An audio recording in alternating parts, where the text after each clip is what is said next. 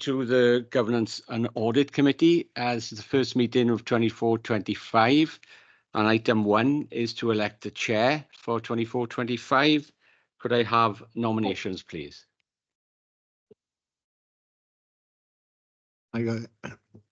Jeremy, could I nominate Mrs. Paula O'Connor, please? Okay, could I have a seconder, please? Yes, I'll second that. Any other nominations? Okay, all in favour of Paula O'Connor as chair? Okay, thank you. That's carried.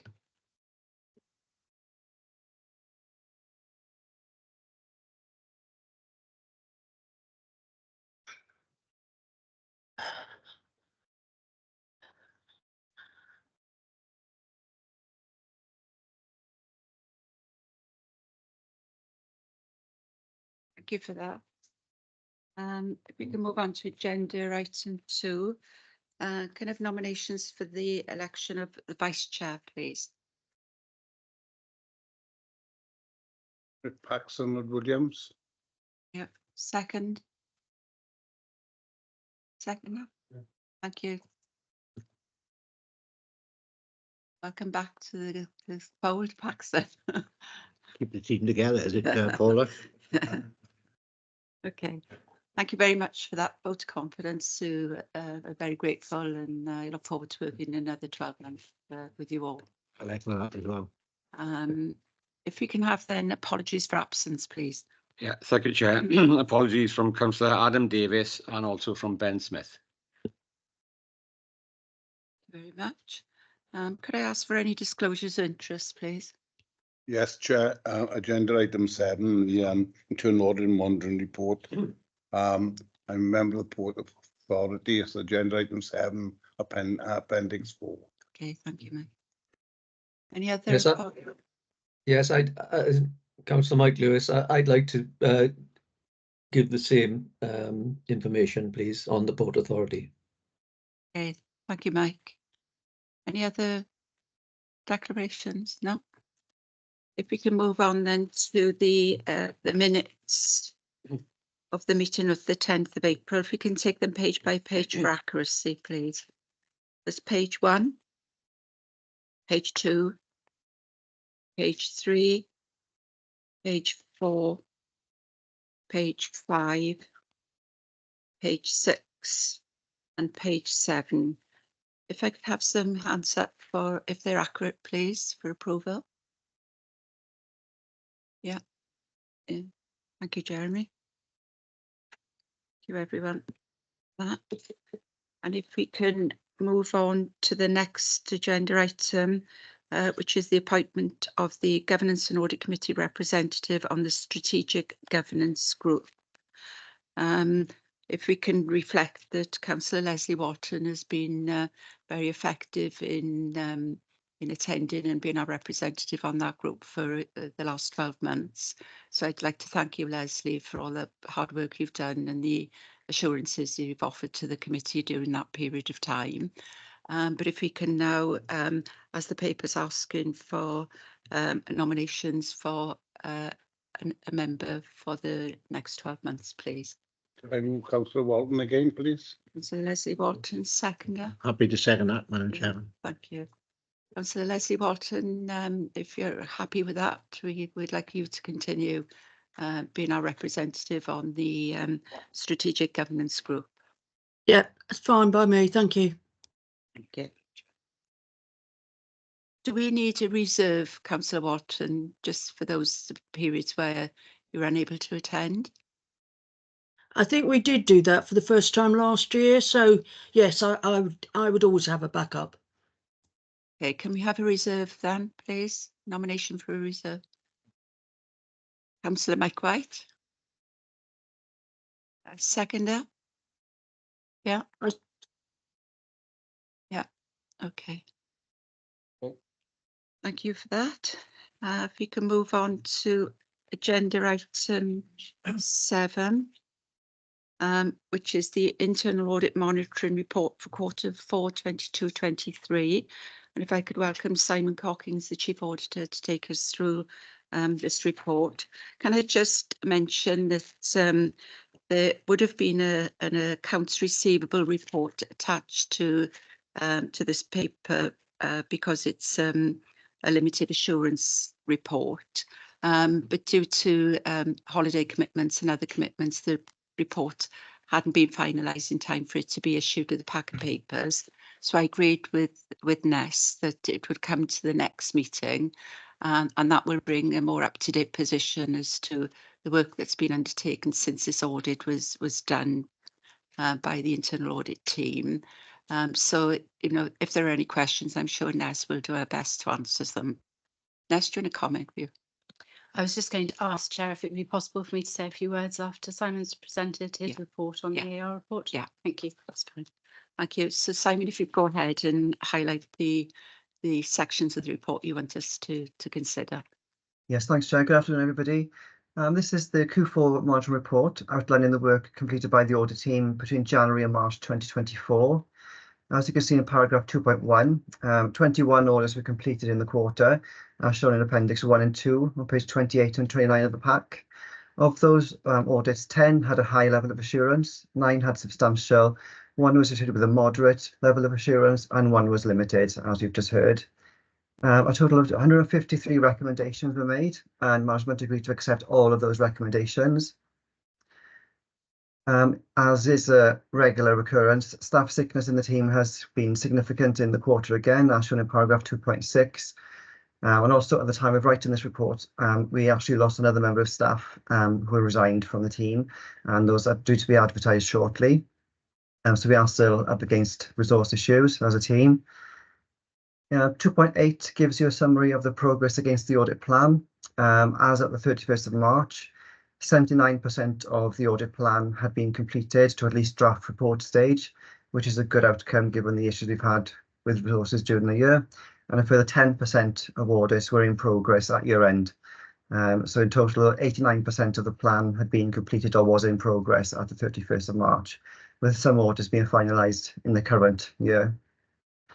The actual status of those audits can be found in Appendix 3 on page 34, which gives the point at 31st of March 2024. As we briefly touched on, 2 negative assurance reports were issued in the quarter. That relates to contract waivers, which was issued with a moderate level of assurance. And I believe there's an associated report in this pack to outline the progress since that report's been made and been issued. And also the accounts receivable audit report was issued with a limited assurance rating. Members will be aware that that's had a moderate rating for a number of years, and unfortunately has now gone to a limited assurance report. But I'm sure Nest will give us an update on that in July. Additional work undertaken during the year in section 3. It was the first time for us to do a number of the mid-cycle reviews. Those are the fundamental audits that are on a 2-year cycle, but we do a yearly follow-up audit to check on progress being made. Those were satisfactory. And other bits and pieces of work that were undertaken. Another number of briefing notes were issued, as in 3.6, 3.7, 3.9. Follow-ups completed of moderate reports. You'll see in section 4, a number of follow-ups were completed on Clydach Primary, DBS, rechargeable works, and Western Bay Adoption Service, and the outcomes of those are summarised in the report. And then the standard audit follow-up work undertaken on those with a higher substantial issue, which is in section 5. So that's a brief overview, Chair. I'm happy to take any questions from yourself or the members. Nest, do you want to come in before I open up for questions?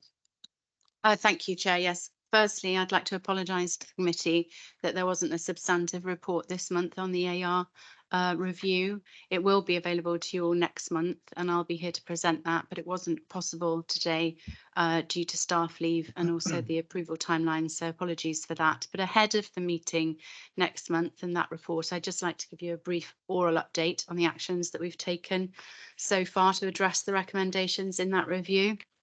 So firstly, to say the findings of the review reflect the very challenging circumstances faced by the accounts receivable team during 2023-24, and we've discussed those in the past, particularly in respect of the implementation of the new Oracle system, but also staff resource constraints within that team as well as within legal services. And those issues have really impacted the council's ability to adhere consistently to the agreed procedures, exacerbated by some Oracle functionality issues, which we've discussed previously, but one of which I'll touch on presently. In February, before the internal audit report was issued, actually, I established a task and finish project board to drive improvement in the council's accounts receivable processes and performance, with a particular focus on clearing the aged debt. That board, we've met monthly.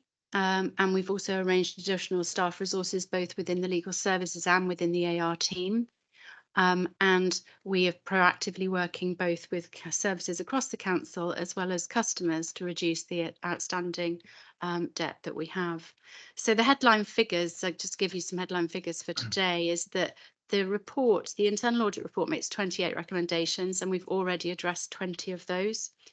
And we are in progress in terms of completing the remaining 8 recommendations by the end of September. But turning to some of the key points that Simon's report references in relation to the report, as I say, we've taken on additional staff. We've got 2 new staff in the AR team, 8 new paralegals who've been trained in debt recovery within legal services, and that additional staff force is really having an impact. On disputes, there are currently only 98 invoices across the whole council on dispute, compared to 269 back in January when the audit fieldwork was undertaken. And there's a clear process now in place to ensure that disputes are resolved and recorded appropriately on the system. On invoice numbering, since the audit, our Oracle support partner has established that there are no missing invoice numbers. It was that those numbers related to a specific and unusual category of receipt. And the system is in the process of being amended to ensure that that element of the software is corrected, and that's expected to be sorted soon. In terms of debt recovery, we have reconciled the records between legal services and within the AR team, and we're now satisfied that we have a consistent reconciled set of records for both. And we are now taking a more proactive approach to pursuing debts through legal means, as can be seen from the fact that in the first 4 months of this year, we've referred 295 invoices to legal for legal action, compared to only 113 in the whole of 2023. We've also established a new process to record progress on the legal referrals in the system. So, as I said, we will bring a comprehensive report to committee in July, but in the meantime, I'd just like to reassure the committee that we're making real progress on reducing the backlog debt over 365 days in particular. And we have since January seen a reduction of 13% in invoice volumes against that January baseline, and a 15% reduction in invoice value over the same period. And I know that the committee will be able to see further progress when I bring the report in July. Thank you, Chair. Thanks for that opportunity. Thank you, Nurse. And it's pleasing to hear that the debts in dispute have reduced from 269 down to 80, particularly with the financial value that was attached to those. Before I ask questions, can I just ask one question myself, and that's with regards to debt recovery. In this paper, it refers to outstanding invoices of several years old, and some were approaching limitation periods. I'm just wondering if we know the value of those. I don't know whether you're able to answer this, Simon, or whether Ness will have that information, because I'm wanting to understand the potential risk of loss of income to the council as a result of the inability of staff to actively pursue those debts because of the various issues around the work, around the functionality, etc. So do we have a number of the value, Simon? If I could come in there, Chair. I have looked back at the working papers this morning, and unfortunately we didn't put a value or number on this actual category. It was difficult to try and pinpoint the value because it was across a number of different reports that would be used for our sample testing.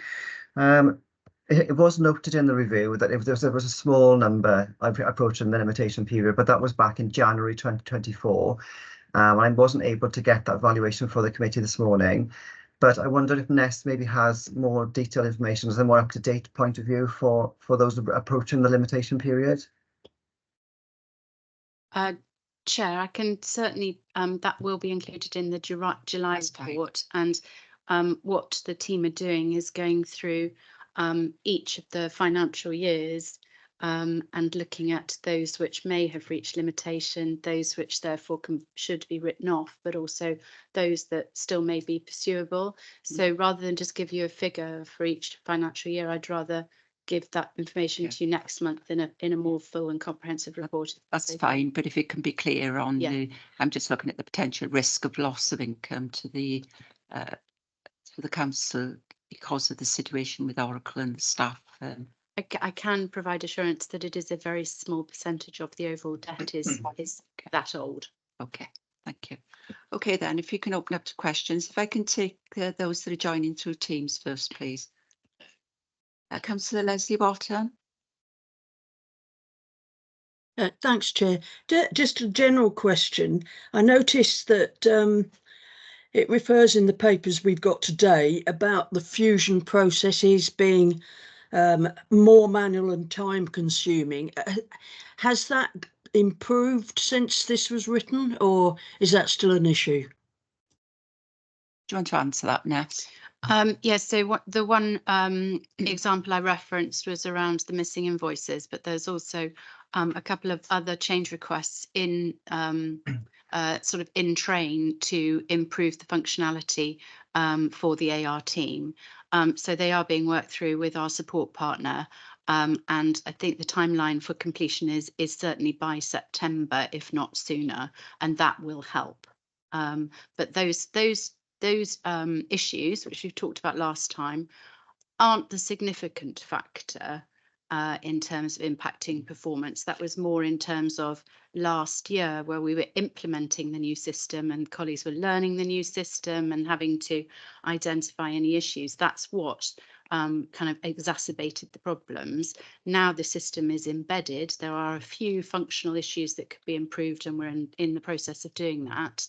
But I wouldn't want to leave the committee with the impression that that Oracle isn't working effectively that's causing these problems. As the committee knows, the audit reviews for accounts receivable have been moderate for a number of years. So these are some long-standing challenges that are not related solely to Oracle Fusion. And as I said, I mentioned earlier, linked also to the number of staff resources within that team, which we have improved in the last couple of months. Mm-hmm.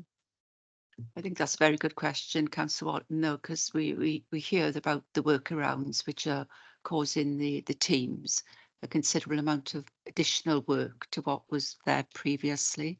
So I think it's right that we keep a track on that. Yeah, I mean, I appreciate the answer. I am reassured. I know that whenever you introduce any new IT system, it takes a long time to get it embedded, and there are always a few teething problems along the way, but it sounds like we're getting there with that. So thanks for the answer, Ness. Thank you. Councillor Jeff Jones.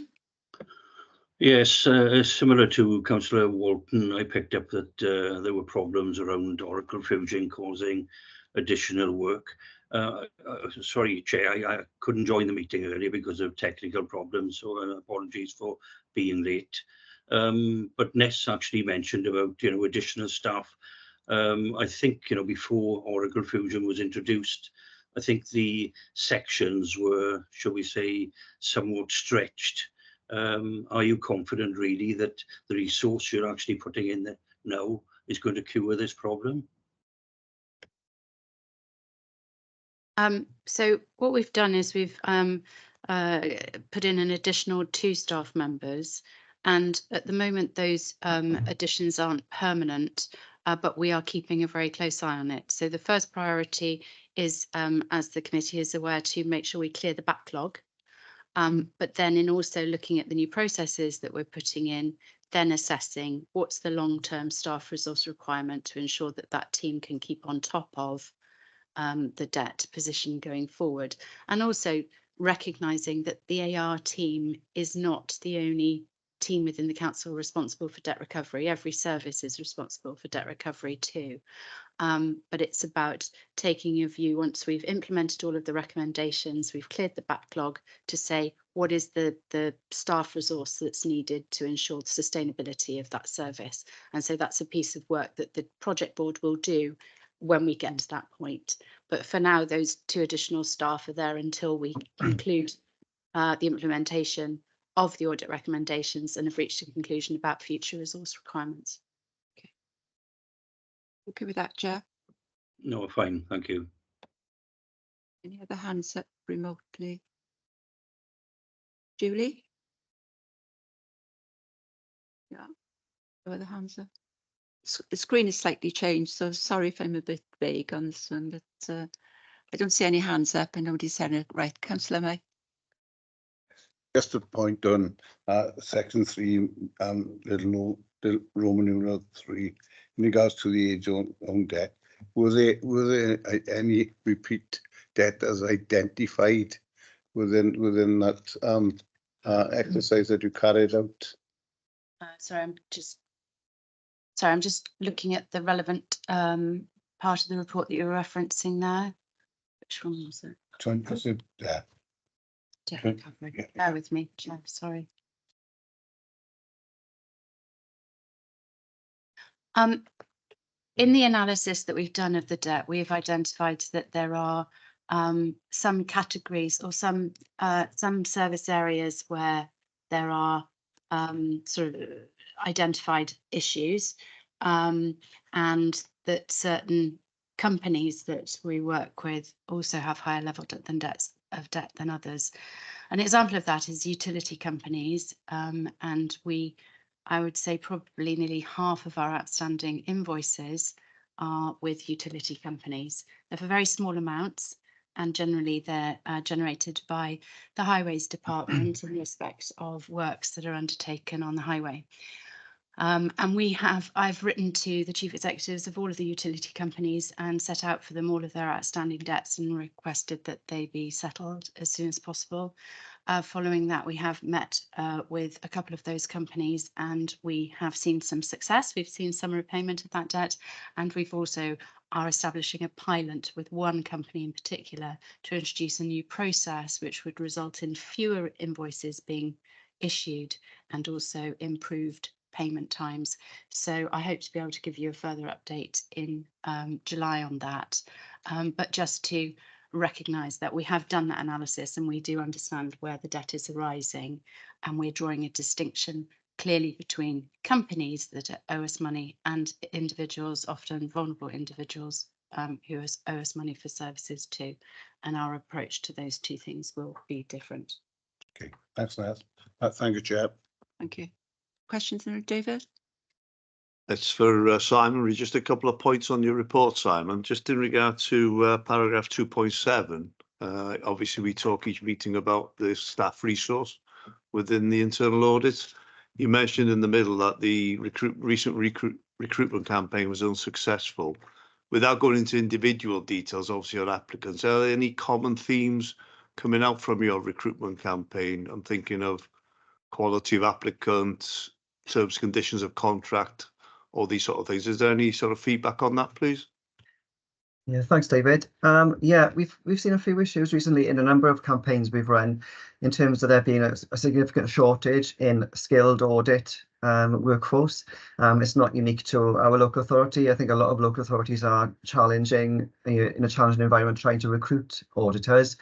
So we aren't the only one with vacancies. And unfortunately, the applications that we had in were fairly small in number and excuse me, weren't really suited in the skill sets that we would need for an audit position. So that was why the campaign was unsuccessful at that point. There was an indication that we could change the position to a trainee post. But again, that's changed since that proposition has been put forward. So we are now looking to recruit more auditors again. But I've seen across the piece a number of local authorities having issues trying to recruit skilled or trained auditors. Okay, thanks. I hope the next recruitment is more successful. Fingers crossed. Fingers crossed. Just one more point from me, on 2.8 actually underneath, it talks about number of audits being deferred from 23-24. Just on a functional thing, is that because of the staff resource, or is that more from service area request to defer? Thanks. Yeah, thanks. It's a bit of both, really. Obviously, we have deferrals every year based on our capacity to complete the reviews. We do try and prioritise the higher risk reviews or the cross-cutting and fundamentals. But you know, historically, there's always been some sort of leeway on the plan that has to be carried forward.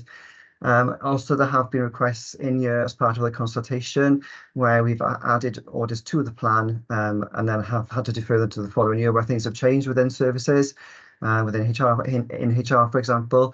So those requests are then honoured where they can be and where we see fit to carry those forward.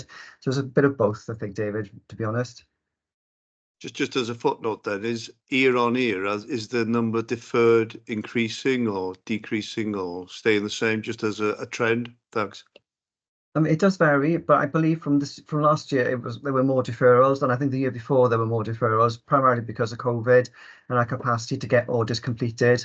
So this is a fairly low percentage of deferrals based on the previous trends over the last couple of years, which was skewed a little bit by COVID issues, David. But I'm not overly concerned about the 10% deferral in this instance.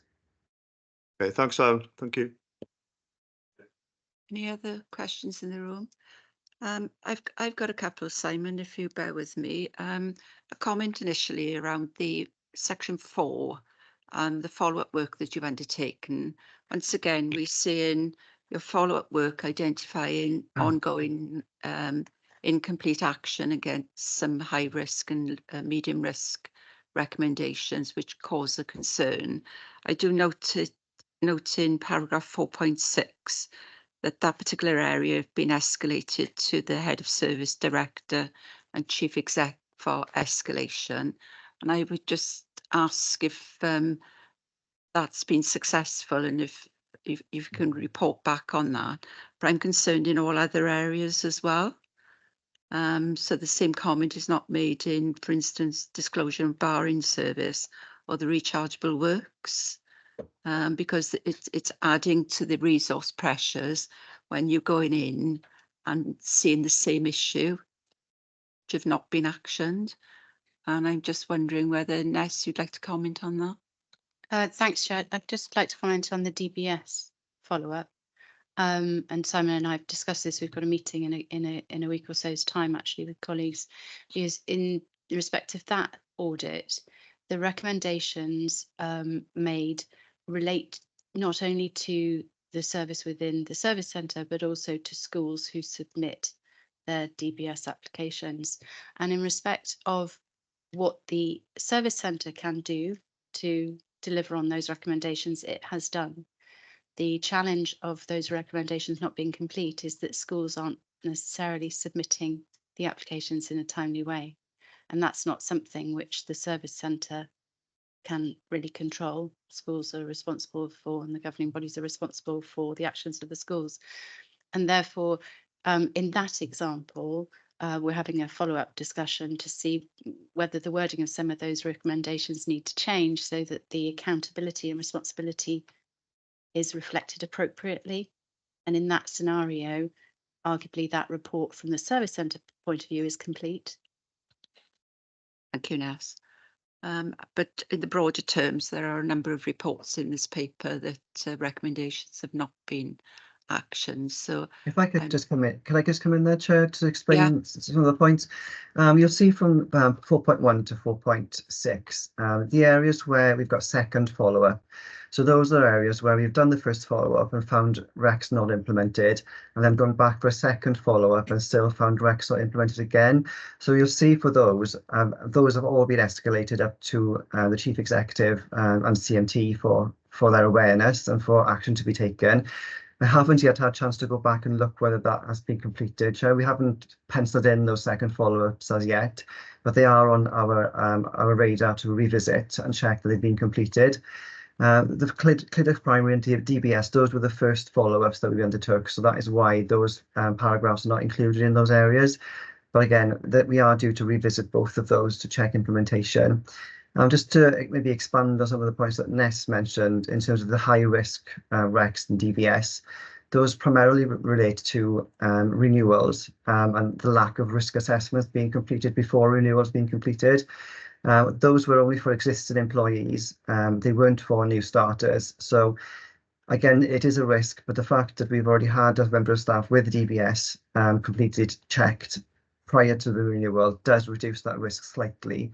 But again, yes, it is an issue across the board. And again, we are meeting with NES to discuss how we can maybe reframe those recommendations and, you know, suitably get them responsible in the schools, etc. But yeah, we are tending to see quite a few RECs not implemented, but you know, we are keeping an eye on them, Chair. Okay, thank you, Simon, for that, and thank you, Ness, as well. But I think the committee need to note that the resource is being put under additional pressure because of the failure to implement recommendations, and you know, any work that the cabinet or the chief exec can bring to bear to improve that situation. I think that's what we'd like to see.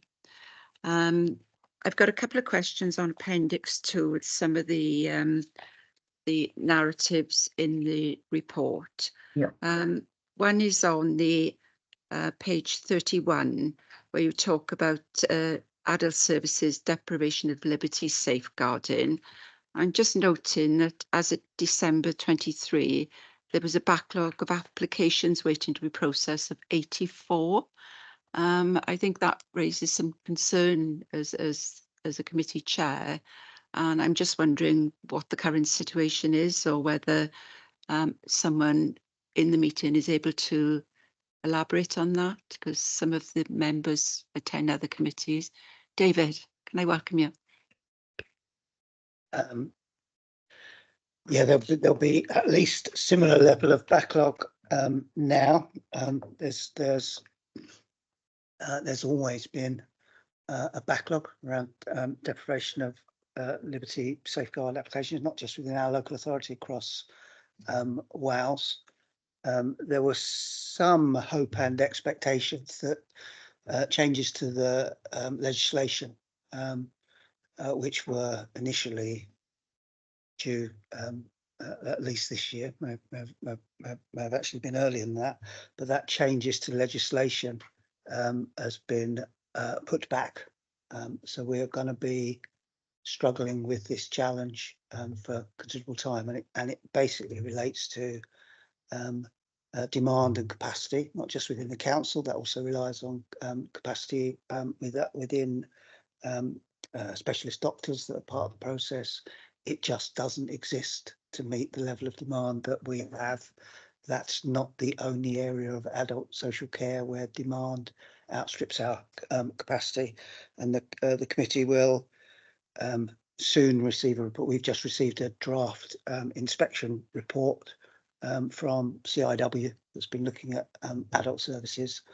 Once we've got the finalised report, it'll come to the committee as well as going to scrutiny, and you'll see at that point that whilst the inspection report is very positive in terms of many aspects of our delivery against our adult social care responsibilities, it notes the challenges in our local authority around levels of demand, physical resource to meet that demand, and frankly the finances to be able to meet that what is a significantly changed level of demand post-COVID, with a statement the council needs to work on how to make improvements to that.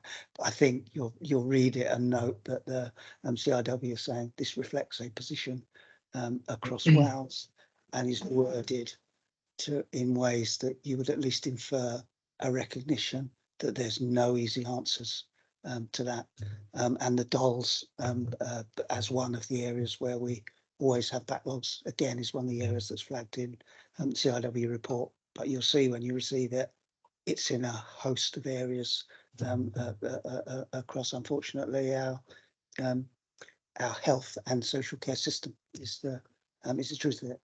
So I can't give you reassurance that what CIW looked for was evidence that we are trying to manage those backlogs as safely as we can so that we prioritise the right thing. It wasn't, they weren't wholly convinced that in all areas, and that is that they didn't note dolls as a particular area where we weren't prioritising the most urgent of those applications. But there were in some other areas they were saying there is work for us to do around strengthening the prioritisation. So even if we have backlogs, make sure that we're minimising risk to individuals best as possible. And CIW weren't wholly reassured about that in some areas. So that'll be the first area for us to address and strengthen our practice. But I'm sure we'll come back to debate some of that further when you receive that inspection report, Chair. Yeah. Can I invite David to comment, because his background is mental health? Thanks, Chair. Just a couple of points. Sorry, a couple of points really. You say that the backlog is a national picture, presumably in Wales. Is that being taken up anywhere on a national level, at Welsh Government level, or? I think it's part of the reason why this new legislation was planned. So there was a recognition that it was a systemic challenge that couldn't really be met within the current legislative framework. Right. So the big expectation is that the new legislative framework will make that more possible and achieve the ultimate outcomes of keeping our population safe when there are restrictions, legitimate restrictions against people's liberty. We'll have to see whether it turns out to be that once we actually get the changed legislation. There is a recognition, I suppose a further acknowledgement that there is a problem, is that Welsh Government have periodically been providing additional funding to try and increase capacity across organisations, and they wouldn't be doing that if they weren't recognising that there is a systemic problem across the piece. But that still only partly offsets, the challenges. So it's mitigated those challenges a bit, but it hasn't resolved the fundamental challenge, which is we cannot meet to the letter the expectation and within the current statutory framework, but nor can anyone else. Is it possible? I mean, you partly answered my next question, really, because is there an initiative, be a financial one or whatever, to increase the number of dolls assessor hours at a local level? Is there a possibility of buying in that extra capacity?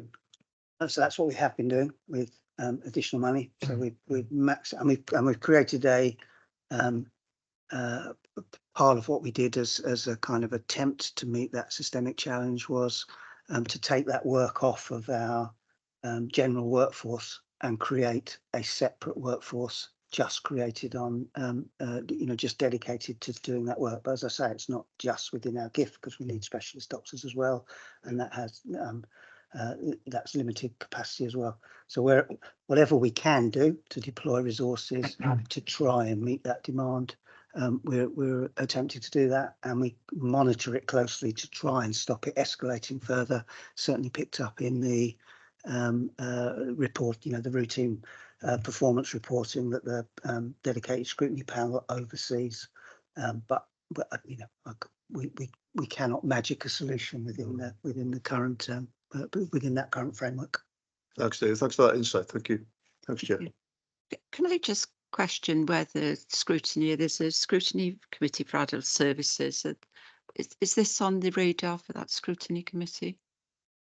It is. It is. Yeah. Okay. So I think as a committee we can place some reliance that the scrutiny committee for adult services dealing with the detail and the challenges for David and his team in addressing this big challenge, which I think I recall from our days in health. Dolls was always a challenge, but having said that, it's a very highly sensitive area and it does affect people. So as soon as some resolution is sought, the better. But the fact that scrutiny committee have got it on the radar gives me some assurance that it's under the spotlight within the council as well as within your focus, David. But thank you for that. Sorry, I can certainly confirm that for you, Madam Chair. Thank you. Simon, coming back to you, the next one on that page 31, around the fuel, central transport unit for fuel. I was somewhat concerned to read about the sort of control around the fuel usage in a 12-month period. So is what you conclude in there saying there was a lack of control over the usage of fuel over that 12-month period? If you don't mind, Chair, can I just go back to dollars for a second, just to put those figures in context for the committee? I've looked back at previous reports, and total applications received in 22-23 were 1,238, and up to April to August 23-24, there were 500 applications.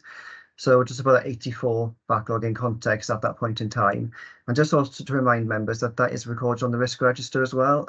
So it is part of that monthly risk review as well, just to make members aware. So going back to the CTU for a second, when I've looked back at this report, Chair, we found that there was an issue with the upgrade to their computer system, which reduced their functionality. So they weren't actually able to get usage reports from the system following an upgrade. So it was a technical problem that was preventing them from getting the usage reports off. We have made recommendations to get the system changed or to reintroduce those monitoring reports to strengthen the controls. Just to give our members more assurance, there are other controls within that service around the release of fuel and monitoring of usage.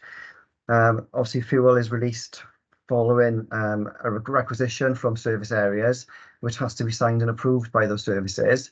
And it's also key controlled, so it's actually controlled by security on site in the depots. So it's controlled by a key with security accessing the key for people to attend to get the fuel. We did do some sample testing of the requisition side, and we found no issues there in terms of the approvals for the ones that we sampled. So just there is a reporting issue, but there are controls in place to keep a monitoring eye on the usage and approval of the usage. And again, when I mentioned in the report, the annual stock check, again, that hadn't been completed again because those reports couldn't come off the system. I haven't had a chance to go back to check whether that's been rectified, Chair, but I can go back and see back to the service department if that's the case. Thank you, Simon. That puts some context around it, because if there's supplementary controls, then that's not so alarming as what this report reads in the box as it stands. So thank you for that clarification and the context of that. I think those are the main ones. So there's one further one on page 32 around the corporate learning and development team. And I was a little bit concerned that reports are not being provided to departmental managers for them to be able to monitor the compliance with the mandatory training. Is that right? As far as I'm aware, Chair, there is no standard reporting function to make managers aware if their training is outdated or if their team's training is outdated. It is very much a manual process from my experience anyway. So yeah, there isn't a standard way that I'm aware of. I think I'm able to check my own teams, but there's no sort of generic reminder that is sent out when things expire, as far as I'm aware. I'm not sure if Ness might be able to elaborate on that, if there's been any further development in terms of that reporting. So there is a management information report, which I certainly have received from my directorate, which shows by service how many of my officers have completed the mandatory training and which courses. So I can see how many courses have been completed during and every month that comes to me, so I can see the compliance rates. It doesn't give me the names of individuals, but then I can go into the system and look at that if I want to. So I think that now is being sent to all heads of service, but I can double check that and come back to committee. Okay, thank you for that. The only other questions I had was on the deferrals that are shown in the report. But rather than go through individual one, if I could just make a global comment, there are some deferrals there which I'd like to see being brought forward or being taken into the 24-24 period, not the 25-26, which is being proposed, and in particular the sickness and overtime review. Because it was planned to be undertaken in 22-23. It was deferred previously, and it seems if it's high risk, Simon, and if as the chief auditor you deem that to be high risk, then I think it's wise to plan for that in 24-25 and not in 25-26. Yeah, So I think if I could ask you to go back and reconsider what your view is of the risk, and if you believe it to be high risk, then I would ask that you consider bringing those back into the 24-25 audit plan. Yeah, thanks, Chair. We'll go back and revisit the deferrals. In particular, that one that you mentioned, the sickness and over review, it is the cross-cutting review. So I'm more than happy to agree that that really should be brought forward to 24-25 and included in the plans later on in the pack. So yeah, I'm happy to go back and revise that, Chair, and come back to committee with that included for 24-25 in the next time it's presented. The others I'll review and if necessary, bring them back in. There is some leeway in the plan, as you'll see later on in the agenda pack, for deferrals or for anything to be added in with contingency. So there is some leeway there to build them in. I'm happy to take that comment on board, Chair, and come back to the committee with amended plan if necessary for the next quarterly report. Thank you, Simon. But if I can just reinforce, it's based on your opinion of risk as the Chief Auditor for the Council. And if you deem that to be high risk areas, then you'd have the committee's support. I'm 100% sure that they be brought into 24-25. Of course. Many thanks, Chair. Thank you. If there are no more questions, can I just have a final comment, Simon? Obviously, you've been under a lot of pressure with the sickness and absence issues within the team. And can I congratulate you on managing to achieve what you have achieved and to be able to bring some of the issues to the fore of the waivers and the AR situation. So the committee is cited of those risk areas as well. But thank you very much for that. That's great. Thank you, Chair. We'll feed that back to the team. As you're aware, the annual report for the team is due in July, which does touch on this again. So, you'll see more performance stats there. But yeah, I think the team's done exceptionally well given the circumstances in the year to produce what's been produced. So I thank them myself.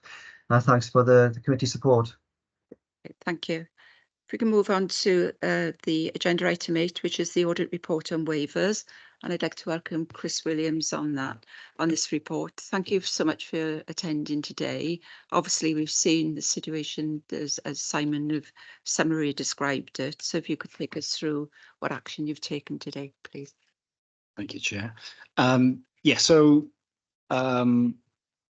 This report was a cross-council report. So just to signify, I'm joined by a number of colleagues, Dave, Director of Social Services, Mark, who also Director of Place, as this sort of impacts a number of areas. So I'll work through the report as in the pack, if that's okay, Chair. So the audit report was completed by Simon's team, assurance level of moderate given. So we're looking at waivers, contract waivers. These are situations where the council direct awards a contract to a specific supplier. And in this case, these matters are covered in the council constitution. I'll refer to those later in this report, which provide the governance framework for when we operate in that manner. Paragraph 1.3, we do, as I'm sure you're aware, regularly review compliance with these contract procedure rules, which set out the framework for the spending of public funds. In this case, this was the first time an audit had been undertaken specifically on waivers. Now, I asked for that as an independent quality check on what we do under the umbrella of sort of performance improvement, seeing where we may be able to strengthen things. So that's the background to the audit. To move to paragraph 1.4 and to provide the full sort of list as is defined in the council constitution, the contract procedure rules, and we take that from the legislation that comes above that, UK public contract regulations. There's the full list of scenarios there. I won't go through every one, but you can see key ones such as urgency brought about by events unforeseeable by the council, time limited grant funding, or where a delay in a tendering would create issues with regard to danger to life or limb. It's sort of some quite fundamental reasons why we might operate in that way. And directors have reviewed the waivers and noted they're happy with that and that their use is appropriate. while obviously acknowledging the issues which are highlighted in the report that need improvement. So paragraph 1.6, there were auditor checks done on whether a supplier questionnaire was completed. There was a check whether the supplier's insurance cover was on file, whether there was a signed contract in place. The supplier questionnaire, to the first one of those, is a method of undertaking sort of formal due diligence, of creating a document which spells out the background of the providers we're working with. It would look at things like accreditations on the supplier, their technical ability. It would also introduce things like financial checks on the supplier.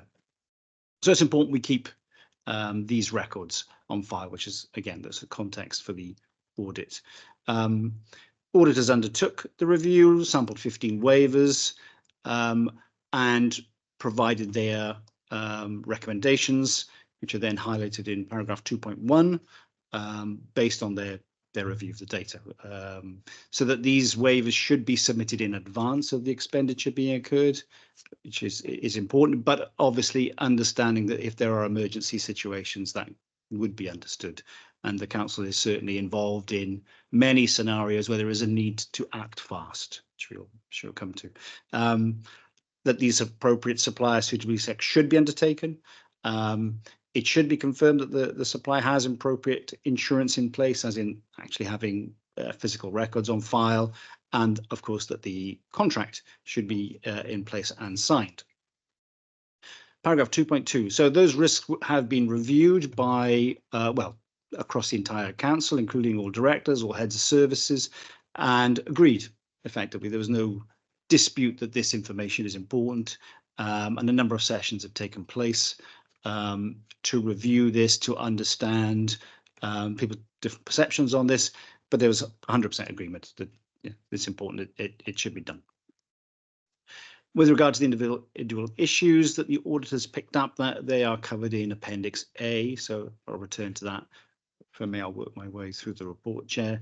So paragraph 2.4, yeah, in addition to the Appendix A, as I said, which I'll return to, a number of subsidiary actions have been developed, which will also contribute to improvement in this area, and they're in section 3 of the report.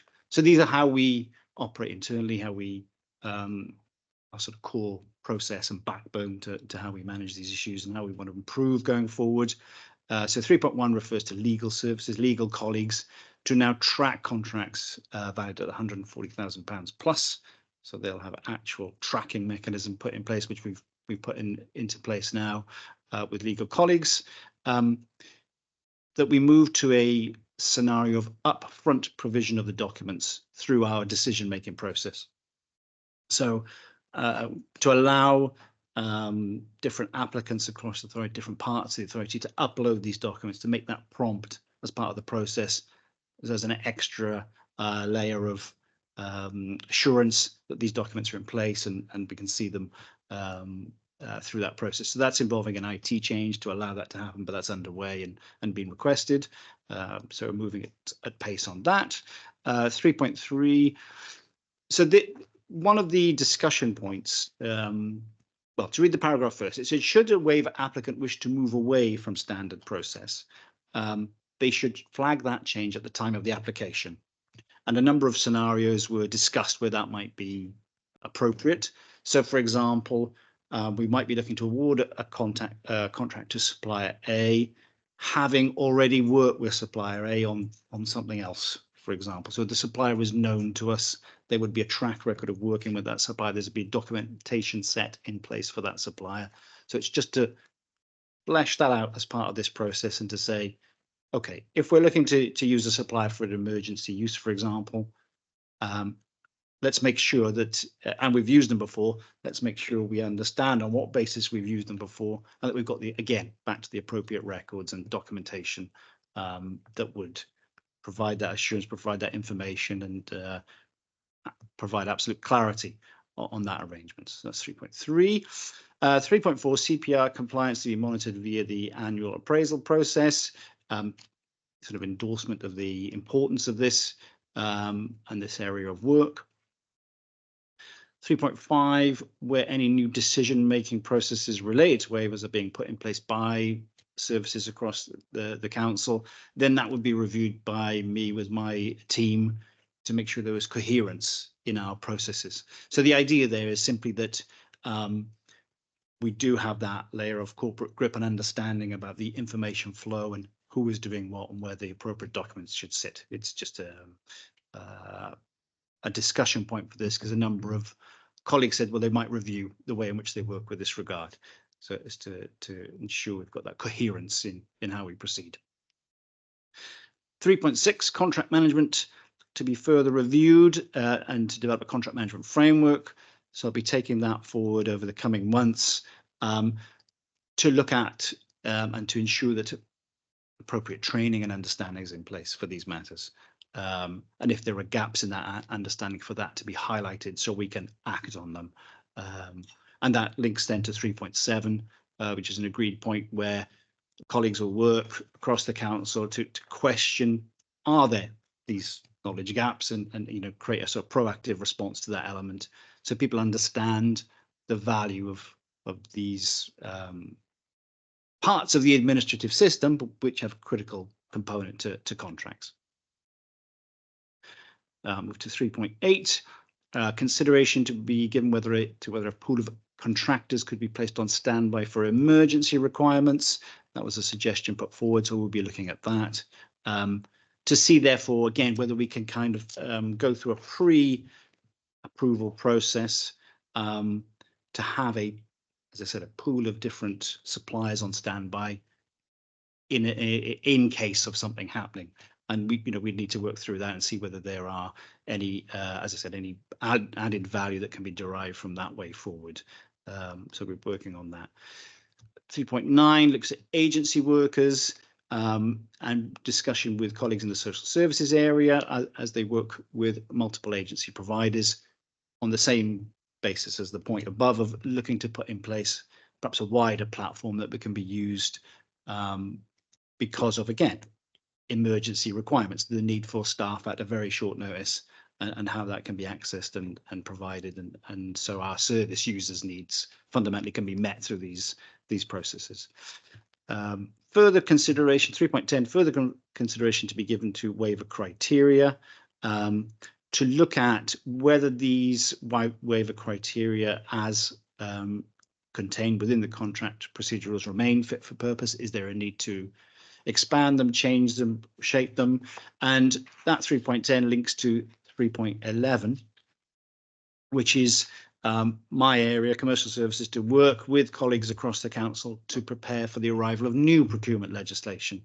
I'm not sure if you're aware, but one of the main, one of many, no doubt, key strands of activity from the UK government after Brexit was to look at the procurement legislation and change it. Now we're just getting that detail through, and lots of workshops involved with the UK Cabinet Office on this, but that almost overarching framework is going to be changed. So we'll need to adapt how we look at this and how we respond to it, and make sure we're in compliance with the law, and how we dovetail what we do in line with that. So that's a significant program of work now for the next coming months, basically through to October, when the legislation will go live.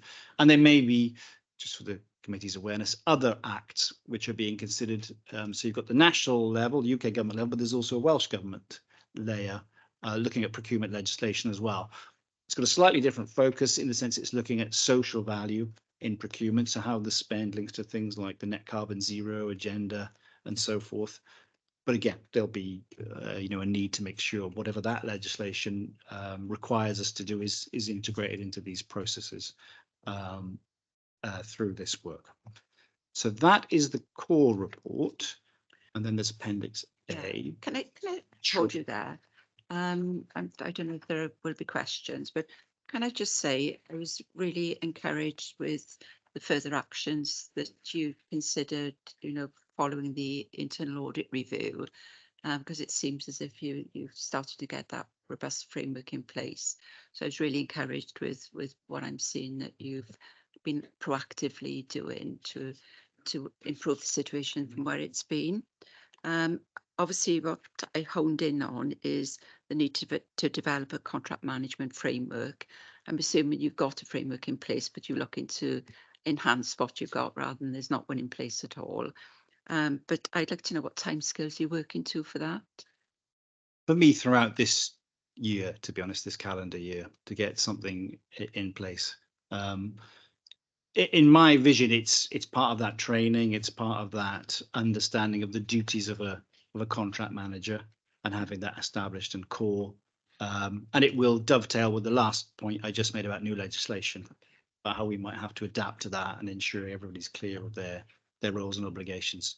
So yeah, for these coming Once 6 that's months. complete, I'd like to come back at a future point so the committee can be cited of what you've completed and how that looks, if that's that's okay, at a time that would suit your timelines as well. If I can just ask for questions now, Appendix A is self-explanatory to a degree. So online, do we have any questions online? Jeff Jones, Councillor Jeff Jones. Yeah, thanks, Chair. Yeah, thanks, Chris. I know the good work you actually brought into the council. You know, just a basic, really, you actually mentioned contract managers, just to clear in my mind. I would have thought that anybody that actually enters into or has the capacity to contract is actually under your remit. But are we actually saying that there are contract managers in different sections of the council? Yes, there are, yes, Councillor Jones. So contract managers exist across all parts of the council, in all service areas. Yeah, so they certainly are, and many, I would suggest, many hundreds of people are involved in contract management in some form or another. Yeah, it's quite worrying, really, if you haven't got shall we say, a regulation across the council at the present time. They are working, shall we say, semi-independently from you then. Well, we have the contract procedure rules, which I referred to. They provide the governance framework. So we do have that overarching design of the processes and how they should work. But clearly, in light of the information here, it's to look at that and see what can be strengthened and improved. That'll be the focus of the work. And as I said, linking it back to legislation, there are likely to be changes anyway that colleagues need to be made aware of, and this is the platform to move that forward. You know, it was quite worrying. You actually, saw on the waivers that, some contracts had been, shall we say, signed by one party and not the other. And a waiver perhaps was issued, after, shall we say, the contract was actually issued.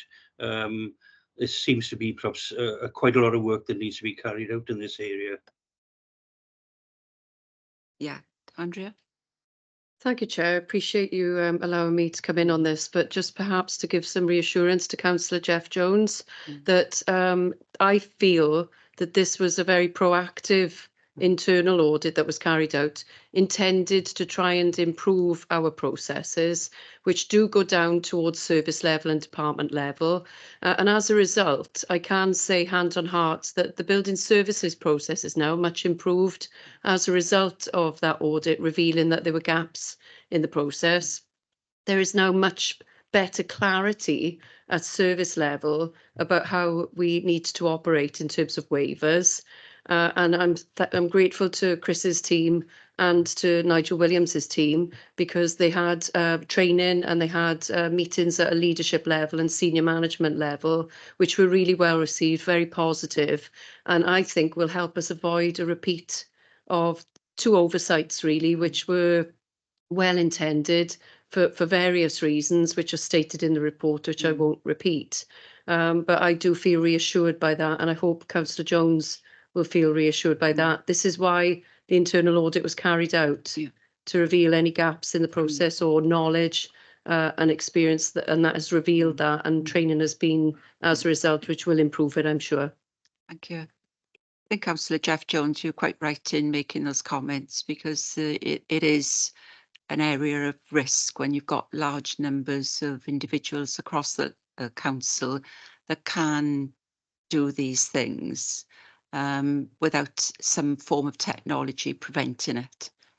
So unless you've got an IT system that's super swift that will put a trigger, they can't progress, which I'm assuming isn't available in the current resource. But I'm sure there's a lot of work to be done to batten it down, so to speak, to and to get people to be compliant. But absolutely right, Councillor Jeff Jones, for raising that. Can I take Julie first, because she's been Julie? Thank you, Chair. This is a question possibly for Chris, but also possibly for Simon.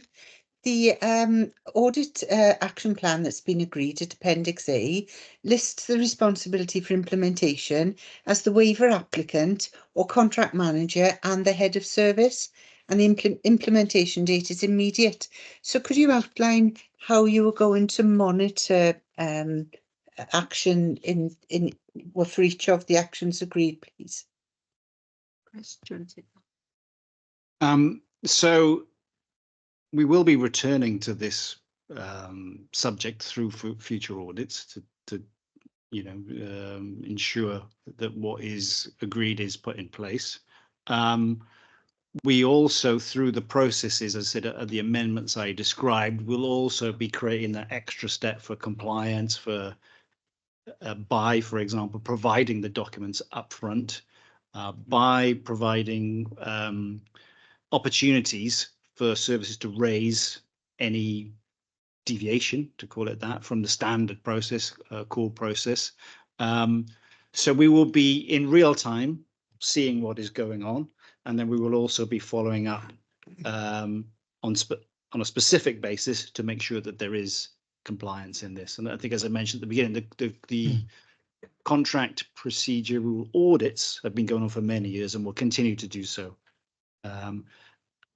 I think, again, as was referred to, Councillor Lewis referred to, we've had a number of organisation-wide workshops with colleagues, heads of service and directors, senior colleagues, who have all agreed to the programme, the actions as you've seen within.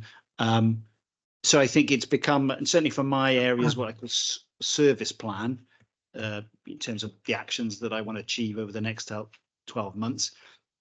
The legislation I mentioned before and this area are two key components.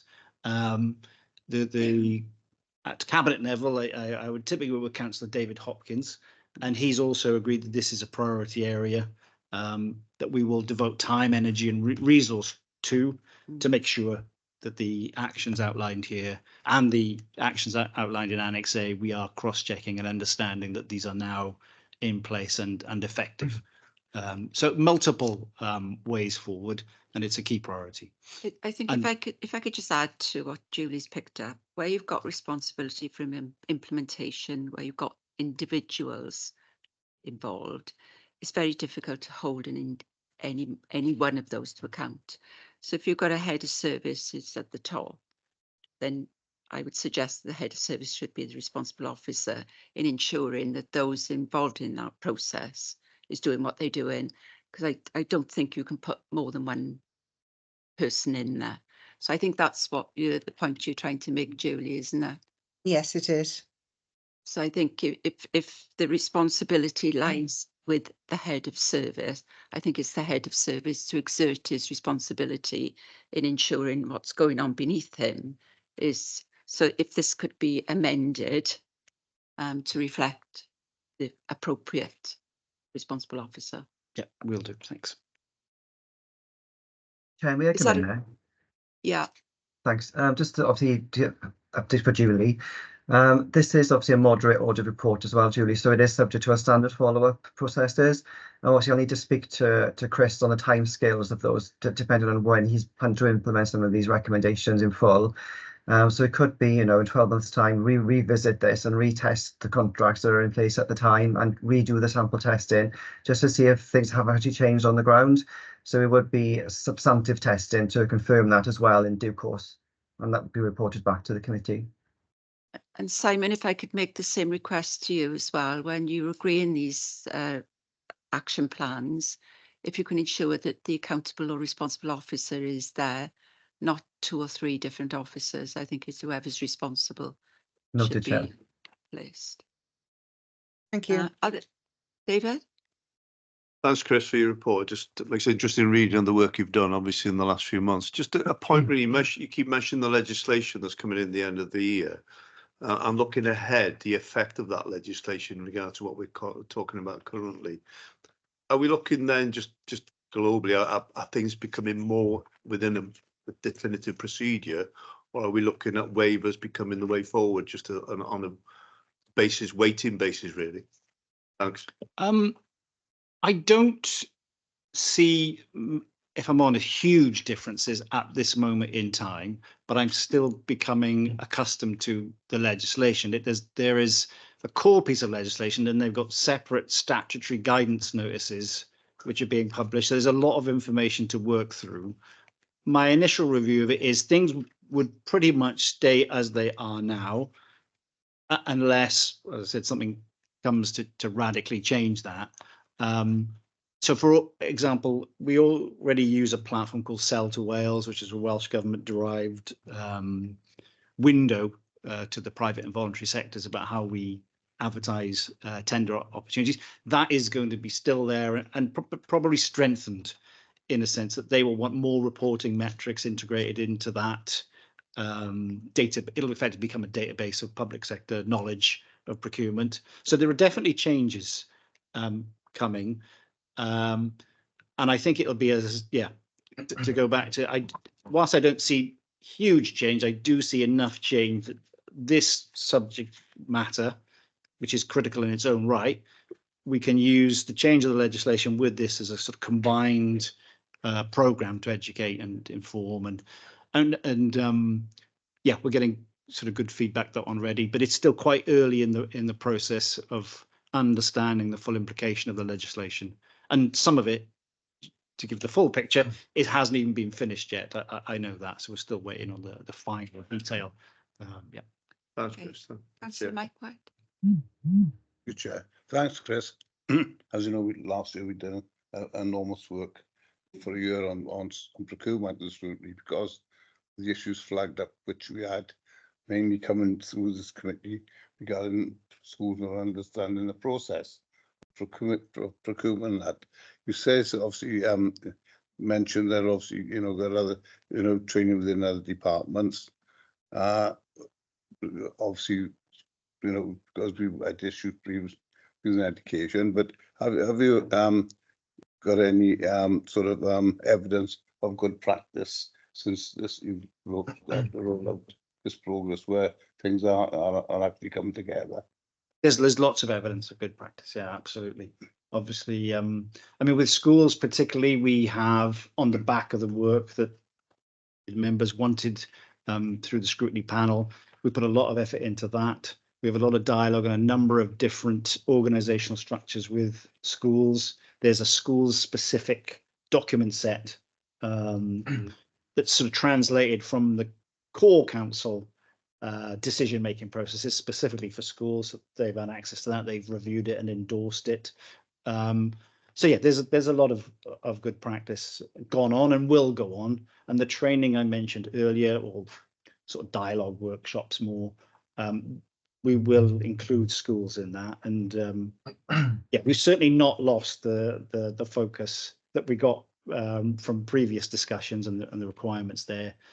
I mean, schools obviously operate. There are many of them. They will tend to do things each in their own way, which is their right, in terms of how they buy and acquire services. But we have the same level of interaction with them, absolutely. And so that was the recommendation that the committee was. That's right. Yes, that's all in place. Yeah. Thank you. Gordon. Yeah, thank you, Chair. Thank you for the report. It's nice to see that it will become a joined up process. What happens in partnership deals, like City Deal, for instance, when other partners will be spending what is essentially money given to Swansea? How will you ensure that they play by the rules as well? Mark here. Would you like to answer that, Mark, or shall I have a Yeah, sure. I'd be happy to pick that up. It's covered under grant terms and conditions. So when funds are utilised by other agencies, they are bound by the terms and conditions of the grant effectively. So there's an overarching agreement to deal with that and comply with the relevant legal requirements at the time. So it's usually dealt with via those terms and conditions. There's an audit process in place for that as well by the city deal governance structure, which is really quite robust. So would we be suitably able to provide suitable assurance around that side of things as well. So multiple layers of assurance there. Is scrutiny involved in that as well, Mark? Yeah. No other questions? Question. Okay, can I thank you for that really comprehensive paper and look forward to seeing the detail on what will the future picture will look like. But I think, you know, we can't underestimate the task ahead of you with all those individuals being pulled in together to be doing things in the right way in the right time. But thank you so much. If we can move on then to agenda item 9. And that's the internal audit plan for 24-25. We've seen this plan in the current form at the last meeting, and it was it's been brought back with some minor changes. I have looked at what changes have taken place, Simon, and they've just an adjustment of days across subject areas. So I wouldn't want necessarily for you to go into any detail. I know we've been asked to review and approve the plan. We have reviewed it previously. The only thing I would say before I propose we approve it for council's approval is if you can consider what was deferred in the previous report, and if you can make any changes that you deem necessary that we've raised for further consideration. The one particular one being that sickness and overtime one. And if there are any others in there that you feel where the heads of service have asked you to defer, whether based on your risk assessment, if you deem it should be done in 24 or 25. So I don't know if there are any specific questions from any members. Well, a brief overview from myself, Chair. I mean, yeah, this plan came to the committee in March. The only minor amendments are really ones to include any ongoing audits at the end of the financial year. So those are the main changes. I have had to take 1 or 2 minor audits out to accommodate those, and there is still some contingency in the plan to build in some of the deferrals. Obviously, what we probably is best to do today is approve the overall plan as it is, and then I'll bring any revisions back to the committee in the next quarterly report if that's suitable, Chair. If you can, and if you can highlight those changes that have been made, that would be helpful for members as well. No problem. So if I could ask for some hands up, we've been asked to approve this plan for future acceptance and approval by the council. So can I have a hands up across the room?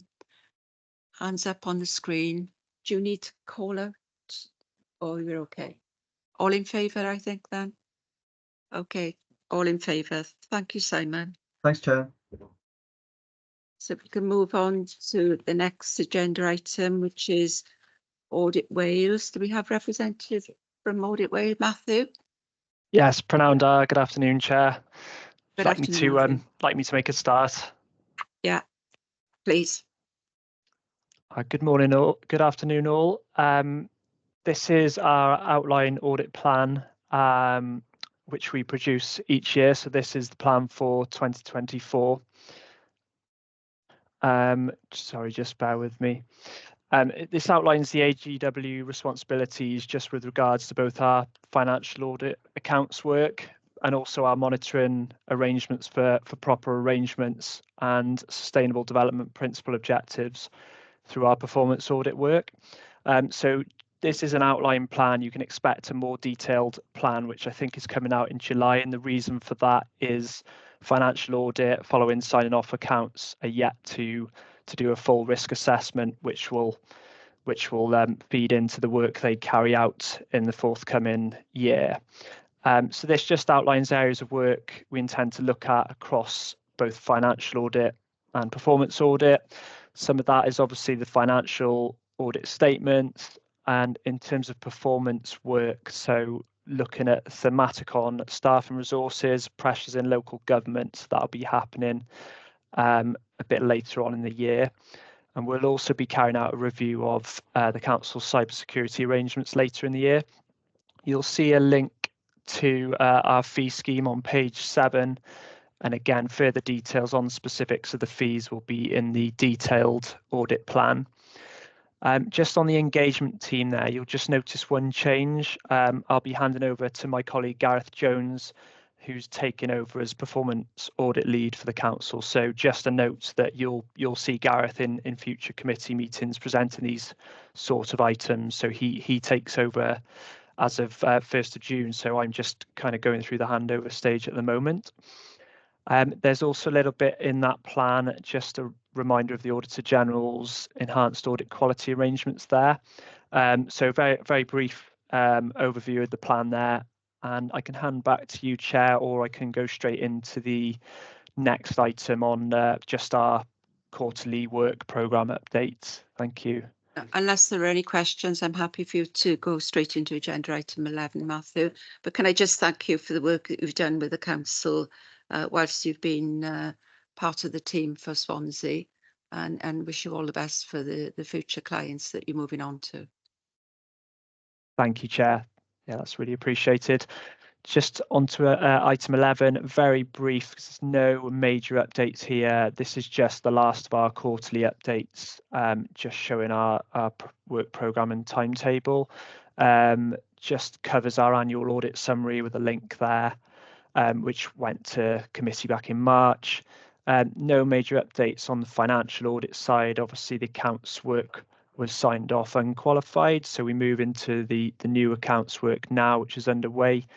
No major updates on the performance audit side. Again, we're going into that new cycle, and the start of that is the plan I've just presented. Just ongoing work at the moment. We're undertaking our financial sustainability thematic work, which has taken place across all councils. We've carried out the field work in Swansea, so we'll be moving on to reviewing our evidence for that and drafting a report, which we'll be sharing probably towards the end of the month. There's just a link to national studies, future plan studies, and good practice resources in there as well. And I'll pause there. I know I've got another item coming shortly. Thank you, Chair.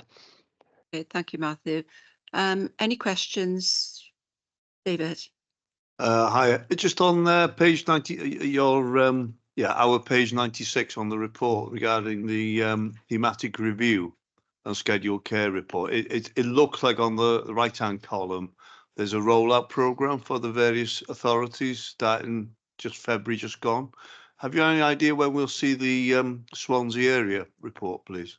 Thanks.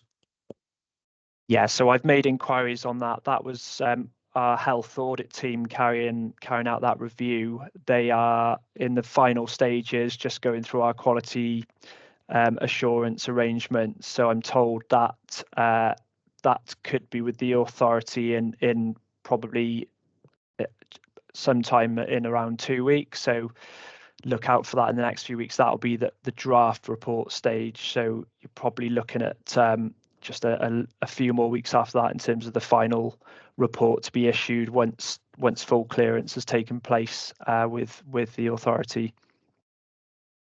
Okay, thanks for that. Just one other point.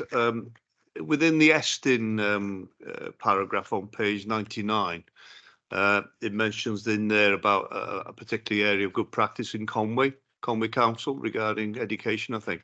Does the Audit Wales hold what I would call a directory of good practice, or sort of, pull out from these reports areas of good practice so that people can network across authorities just to have a bit of shared learning? Thank you. Yeah, I know we meet regularly with the other regulators. So whilst we wouldn't tend to hold good practice on behalf of the other regulators, we do have a dedicated good practice team. We're regularly feeding into that team, and they've got a series of outputs which they produce in a section of our website. They've just recently held an event on audit committees, which some of you may have attended. So there is a regular suite of events there.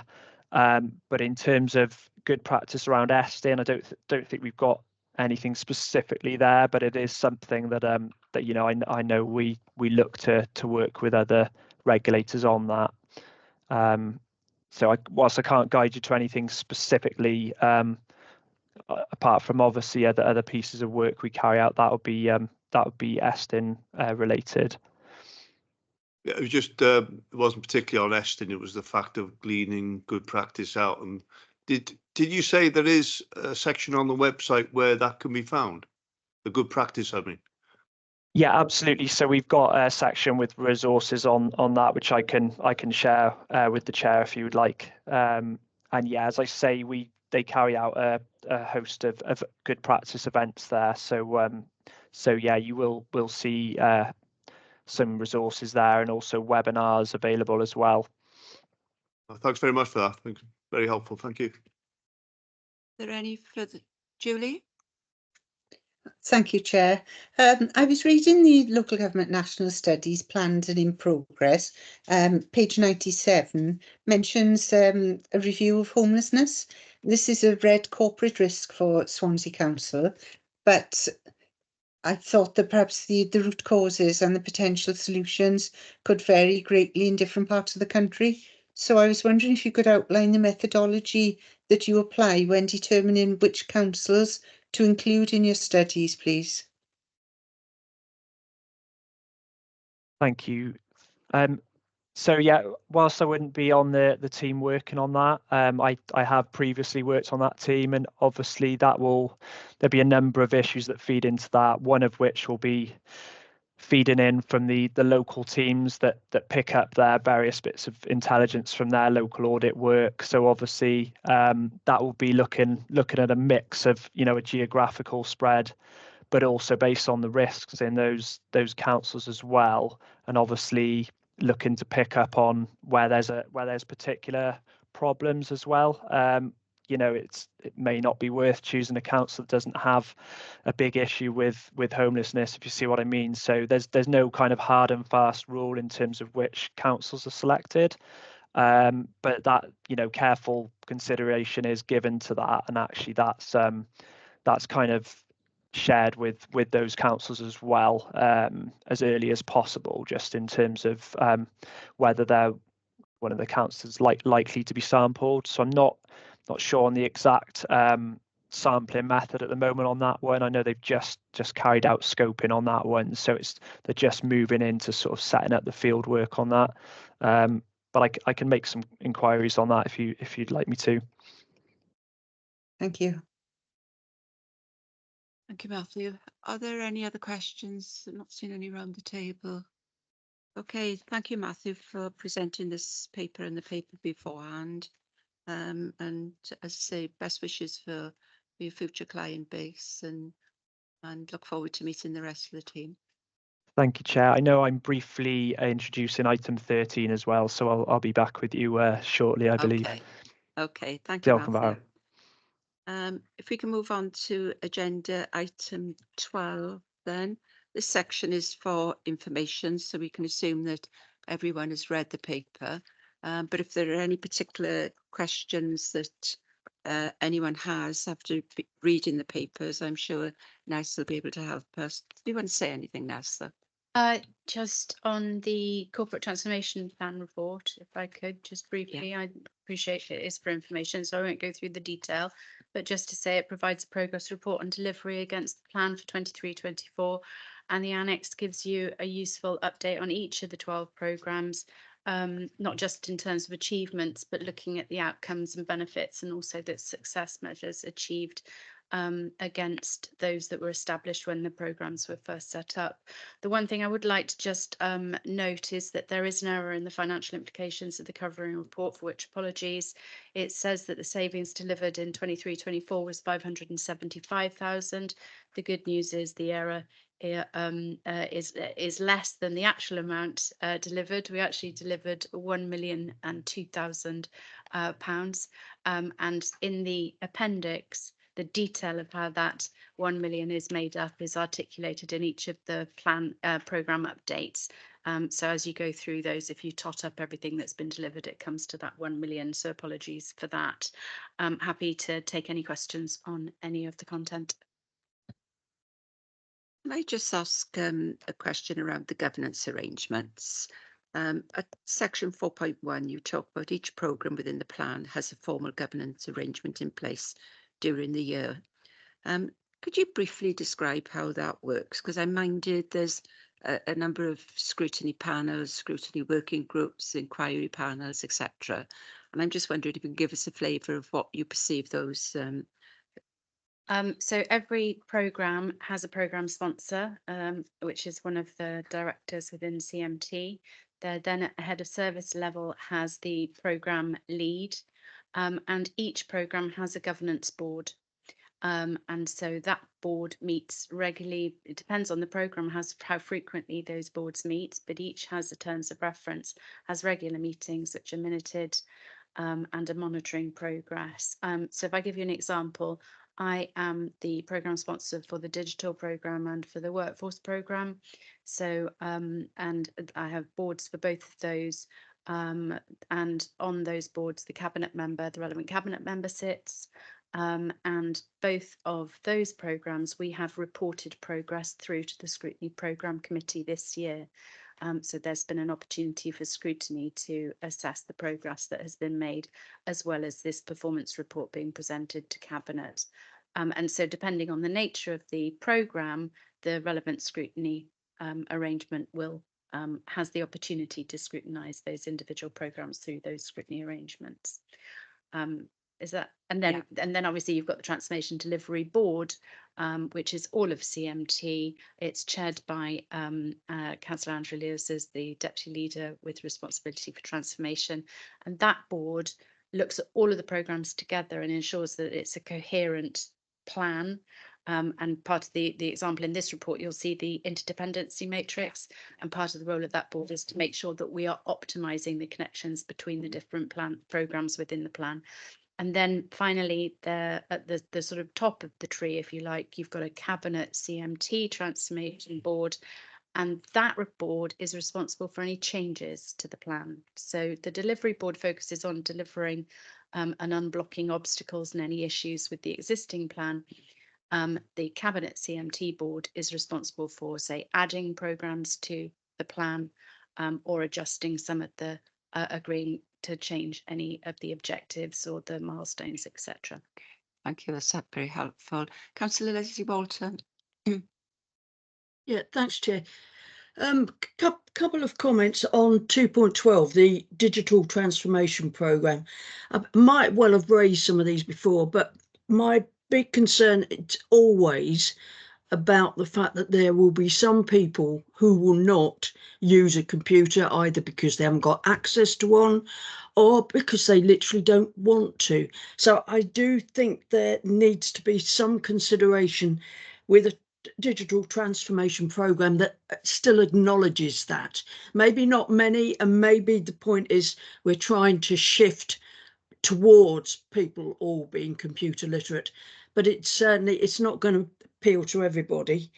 And the other one, just the point about having a customer service standards. Yes, I'm very pleased that that's all now finally been agreed. But again, for me, the most important thing is not just that it's agreed, but we make sure everything possible is done to ensure that it's actually adhered to by staff. Thank you. Thank you, Leslie. Absolutely agree. And the council strategy for digital is slightly different this time around than the previous strategy, which was digital first. What we're saying now is we're focusing on improving the customer experience. And so digital is a major part of that, but we also need to recognise that not everybody has access or the skills at the moment to be able to use a digital channel. Therefore, our focus, for example, around the customer experience is how do we ensure that our phone access is as good as it can be. And so that's part of our kind of customer journey as well. So just to provide some reassurance on that. But it's also about end-to-end processing. So even if you are accessing the service through the telephone as a customer, we want to ensure that the end-to-end back office process is as efficient as possible. So we may be using digital to enable that. So where we can, we'll use it to enhance that customer experience. Thank you, Ness. Thank you, Councillor Walton. Thank you. Jeff? Yes, I can see some of the successes and milestones, great, we've actually achieved that. But I can see, on the financial implications, there's quite a lot of shortfalls. I know you actually said there was a mistake somewhere and it's 1.2 million instead of 200 or whatever it was. But there seems to be quite a lot of shortfalls with regards to the finance. What sort of implications would they have on the medium-term financial plan, the budget and so on, and, on the actual sponsor themselves? Yes, Juno. Thank you. So just to clarify, it was the error was that it in the report, in the covering report, it says 575,000. The actual figure is 1,002,000 if you tot up all the savings. And I think the point to make is that this 23-24 is the first year of this programme or this plan, and the 12 programmes that are contained within it are significant pieces of work which we know are going to take a number of years to complete. So the savings identified are in the medium-term financial plan, but we recognised when we first established this set of programmes that we would need to review and adjust the profiling of those savings as those programmes were developed. So this is the first year of the plan. So back in April 2023, when we approved it, when Cabinet approved the plan, there was a recognition that some of those numbers would change and would be reprofiled over the term of the MTFP. And as this report says, they are in the main on track to be delivered over that period, although there is some risk identified around the social services savings because of the pressures that we are seeing, cost and demand pressures, which we are seeing on social care at the moment, and the risk that we won't be able to implement all of the transformation required to offset that increased demand in time. So there's a recognition of that risk, but in terms of the delivery of the savings overall, the profiling we recognised would need to flex and has been updated in line with the MTFP that Council improved in March this year. Okay, thanks. I think it actually mentions as well that it may require further or additional funding as well. In terms of investment in ongoing transformation beyond the period for which the investment has been identified, yes, we are saying that for the digital programme and the workforce programme, for example, we identified around £2 million worth of investment at the beginning of the programme, and we recognised then that for the back end years, we will need additional investment, and that's something that we will be looking at during the forthcoming budget planning processes. Okay, thank you. Thank you. Councillor Mike White. Yeah, thanks, Ness. Can I take you back to the point that Councillor Walton raised really on the outcomes and the benefits? He says obviously to have a clear and published customer service standards, and also as well about the introduction of service tracking and monitoring. How often do you tend to do the monitoring? Will you be putting key performance indicators in place to ensure that things are going through the process as you'd like them to? Because not only plus myself as one of the councillors in Swansea, but some of the main gripes that we've faced off constituents is trying to get through to the council if they try to telephone or departments, which have been which is a real bugbear then for those people who obviously in the end actually give up Thank you, Councillor. I can say we do actively monitor our call performance, our corporate call performance. We know the percentage of our abandoned calls, we know our average call wait time, and we know that those figures are not where we would want them to be. However, I am pleased to say the actions that we've taken in the last 12 months to try and improve that have resulted in some significant improvements in those abandoned call rates. We have, I think on average, we've moved our call rates, our abandoned call rate down by about 50%. So over the last 12 months, and we have a programme within the digital programme to improve that further. I'm also about to embark on a piece of work across the council to look at the way in which we manage our phone call processes, not just within our corporate call centre, but across all of the different services of the council, to see if we can identify opportunities for further efficiency. And as I say, there is digital software solutions also being introduced, which should help that further. So we're very, very mindful of the need to improve performance around phone access. We have seen some improvement already, but there's more work to do. And I think over the course of the next 12 months, we will see significant further improvements. Thank you. David? Hi, Ness. Just looking at 2.1, transforming adult services.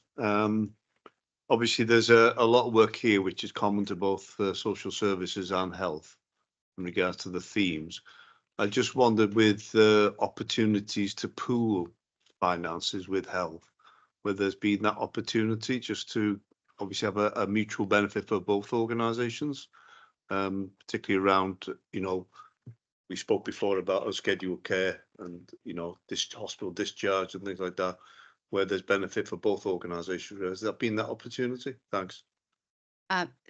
Thanks, David. I won't be able to give you the detail on that, and it's a shame that David has left, but I can certainly get him to give you some more detail on it. But just to recognise, as an example of that, in the achievements section around the intermediate care section 33 agreement there. So that is the section 33 is a pooled agreement there, and obviously there's been further work done in this year to strengthen that. But David would be able to provide you with further information if you require. Thank you. I'm not seeing any more hands up or any questions. So can I thank you for that, Ness? A very comprehensive report, and thank you for taking the questions. Matthew, welcome back. Diolch yn fawr, Chair. Hello again. Do you want me to jump straight into Yes, item jump straight 13? in, please. Yeah. Thank you very much. So this is the Auditor General for Wales's national report on firefighting firefighters to future-proofing, and it's the challenge for Welsh Public Services. And this was published in February 2024 to coincide with Welsh Government budget announcement. So it generally acknowledges the pressures faced by public services nationally. It also identifies opportunities to move towards that longer term approach to sustainable public services. It also brings together key challenges identified across his work programme and across different sectors. So you'll see different levels of detail for local government, health and central government there. He also provides thoughts on how public services might move away from firefighting to more longer term thinking, and in doing so securing better value for money. And this includes opportunities around accelerating use of digital, which I know we've just mentioned, and addressing workforce issues as well as counter fraud measures. And I think just to kind of sum up there, there's opportunities here to use some of the existing frameworks, particularly the Wellbeing of Future Generations Act, when setting wellbeing objectives, and the likes of transformation programs as well to work to some of that longer term change. It's just a very brief summary of what that report's about. I believe your Director of Corporate Services may wish to comment further on that, but that's about it from us. Thank you, Chair. Matthew. Ness, would you like to comment? Thank you, Chair. Just to say we welcomed this report. It was helpful to see the Auditor General's sort of identify the key challenges from his perspective for organisations to be thinking about, and it was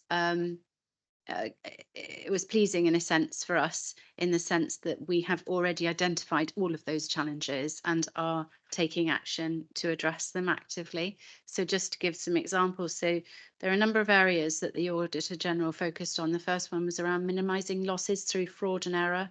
And this committee will be aware that our corporate fraud function, which is integrated with internal audit, actively engages in proactive initiatives like the National Fraud Initiative. And while it is a small team and it has reactive demands, the team does prioritise urgent investigations and multi-agency collaborations with the police and DWP, NHS and the Home Office.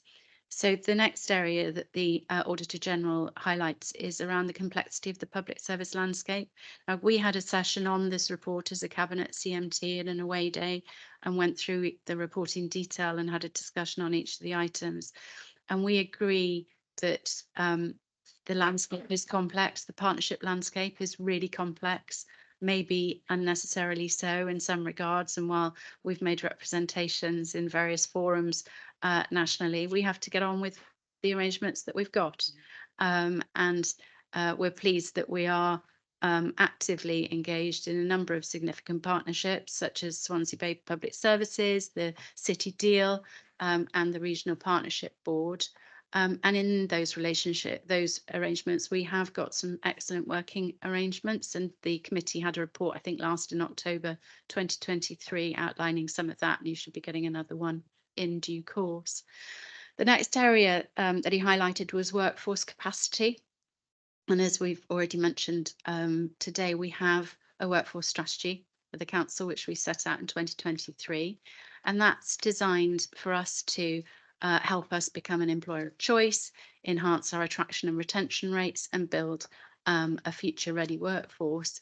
And it's important, we've got the transformation programme that supports that, but it's also one of our top risks on our corporate risk register, and we have the control measures in place there to try and mitigate that. Same thing, similar, applies to digital transformation. We have a digital strategy and a programme to underpin that, and we also prioritise effective cybersecurity, and again, that's highlighted very clearly on our corporate risk register. A couple of other things that he mentioned, planning for the long term, and that's very much our approach. That's what we have set out in our corporate transformation plan, but more broadly in our corporate plan, and also our medium-term financial plan. So that hopefully gives committee assurance that we have those medium-term financial plans and strategies in place to ensure that we are looking at those challenges and identifying plans to address them. And the final one was around ensuring value for money. And this committee is very aware of our financial control and governance arrangements. And we know there are areas that we need to strengthen. We've talked about some of those this afternoon in terms of contract procedures, for example, and accounts receivable, but we're very clear on what those areas are and we're pursuing them. So in conclusion, while the Auditor General's report does highlight significant challenges, hopefully the committee is reassured that we are actively addressing them through various strategic initiatives, and by focusing on them, we are working towards becoming more sustainable and more efficient as a council over the medium term. Thank you, Neves. Any questions? Gordon.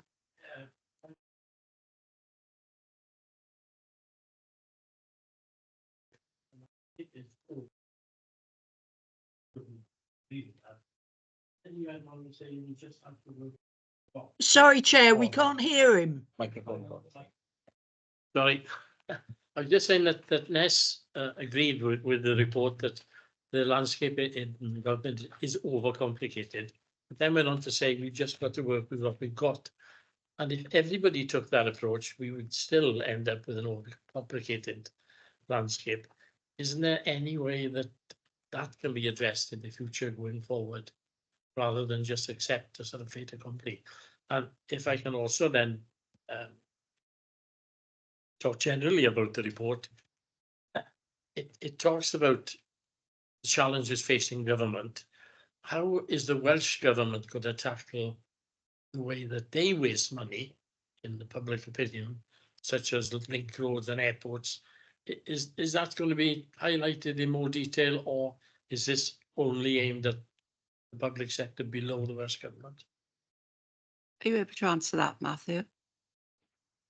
Yeah, certainly. Just on the first point, just in terms of can this be addressed? Obviously, we've got a certain role in highlighting these issues, and actually, it's not our role to comment on policy as such, rather than the delivery of that policy. So obviously, there's only so far we can comment, and the Auditor General can comment on that. We have done several pieces of work on the partnership landscape. We've done work on sort of public services boards and corporate joint committees. You'll have seen recent work on that. So it is something that that we do look at regularly. So it's not a case of us accepting it. We're constantly sort of reflecting back what we see on that, and you'll see that through our reporting. And in terms of just how the Welsh Government tackle it, I mean, we do audit Welsh Government, and we've got a central government team there. Actually, as I said, we can't question policy. It's simply not our role, but we do hold them to account against the policies they set. So you'll see that through our regular work programme as well. Thank you. Yeah, thanks. Just on the partnership point, we have made representations as a local government family, and as when we're asked by Welsh Government for our views locally in respect of having optimal arrangements for some of the partnerships that we have. And there's been a long-standing debate, for example, about whether the PSB and the RPB could be somehow their responsibilities be co-joined, or whether you can have a PSB for more than one local authority area, and that certainly happens in some cases. What we're trying to do is make the best we can with the arrangements that we have. So, for example, we have a joint public service board that focuses specifically on tackling substance misuse. But our PSB, other than that, focuses in Swansea on those other issues that are most directly relevant to our county. So we do make changes within the existing sort of statutory national structures where we can. But those decisions around whether we have regional partnership boards are decisions for Welsh Government. So while we can seek to influence them, we can't change that legislation ourselves. But as I also mentioned, we're very pleased and proud of the relationships that we have got with our partners locally, and we're doing some excellent work in all of those partnership arrangements. Okay. Councillor Leslie Walton. Yeah, thanks, Chair. Just commenting on that. I think it's a bit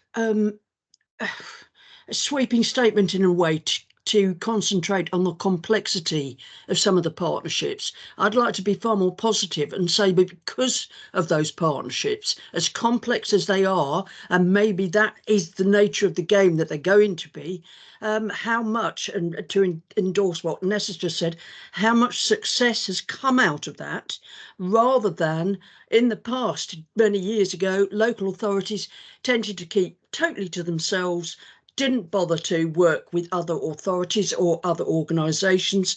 And I'm sure in the past, far more duplication was done and far more money was wasted because of that.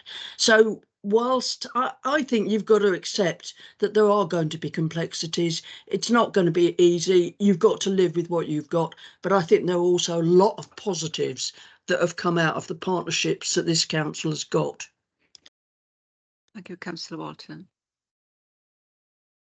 Okay, there are no more hands up on screen, no more hands around the room. So thank you again, Matthew, for that report. Again, very informative, and I'm sure it's been very helpful for the council to consider the contents in that day away that was had. So if we can move forward now to agenda item 14, which is the corporate risk Q4 report. Richard, are you with us for this, or is it Ness? Yes, Chair, I'm here. Hi, Richard. Hi. Okay, thank you, Chair. I'll take you briefly through the report on page 152. So it provides an overview of corporate risk during the fourth quarter. You can see in paragraph 2.3 on page 153 that all the corporate risks were reviewed at least once during the quarter. In paragraph 2.3, we also have the changes that took place during the fourth quarter in the register. We have 7 red risks in the registers at the end of quarter 4. 2 risks were added. 1 risk was escalated to the corporate risk register. 3 risks had their RAG status changed, and 4 risks had their residual risk score changed during the quarter. You can see a snapshot of the corporate risk register as at the end of quarter 4 in Appendix A. You can see that on page 156. And we have a guide to the various headings within the report, which you can see in paragraph 2.4. Thank you, Chair. Thank you. Okay. Any questions from those joining through Teams? No? Again, it's an information report, but it's important that we keep the risk under our radar. I'm noting particularly the 2 risks which are added around the Oracle interface, and we are well familiar with the functionality and the workarounds that are currently undergoing. I also noted the successful delivery of the payroll function has changed the RAG status and also escalated to the risk register. So I'm assuming that's associated with the Oracle Fusion issues.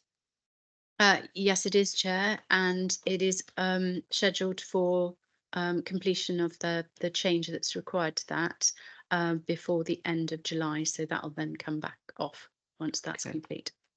So those are the ones that stood out for me that that had the risks escalated.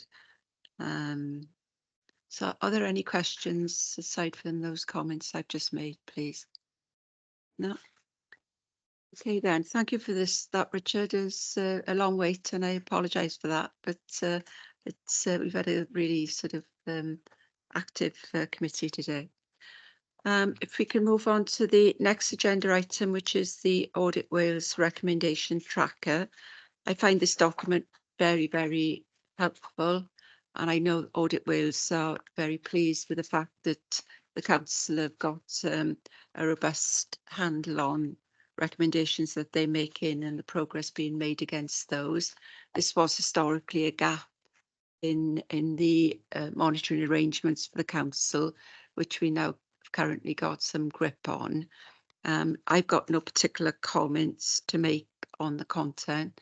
Are there any comments for anyone in the room? None on the screen. Again, thank you, Richard, for continuing to update this. It's an important document and it gives us a level of assurance on the key recommendations that Audit Wales are making.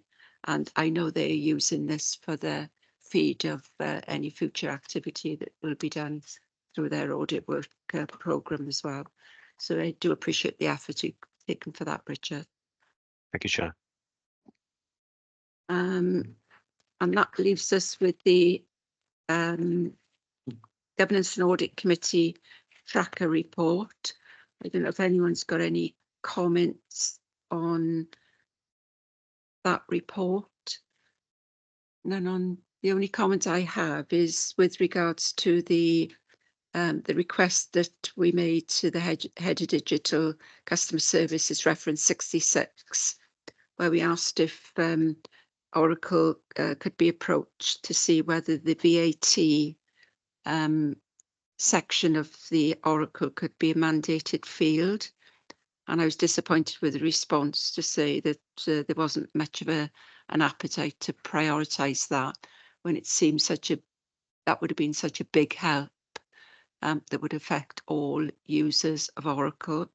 So I'm not quite sure what the discussion was around that, but I note that there's the customer success managers reaching out to other local authorities to see if they could get some traction. Can you add to any more to that now? Only to say that it's a change request to the system globally. And as a result, Oracle won't consider it unless they get 25 votes. So 25 votes from individual organisations. And at the moment we haven't managed, because there aren't that many necessarily who are using Oracle, certainly locally. So we are going out to see if we can pull in other organisations to join us in the request to get it up to 25. We haven't yet succeeded in that. We'll continue to do that. So rather than keep it open on the tracker, I think, you know, next time you have an update on Oracle, we can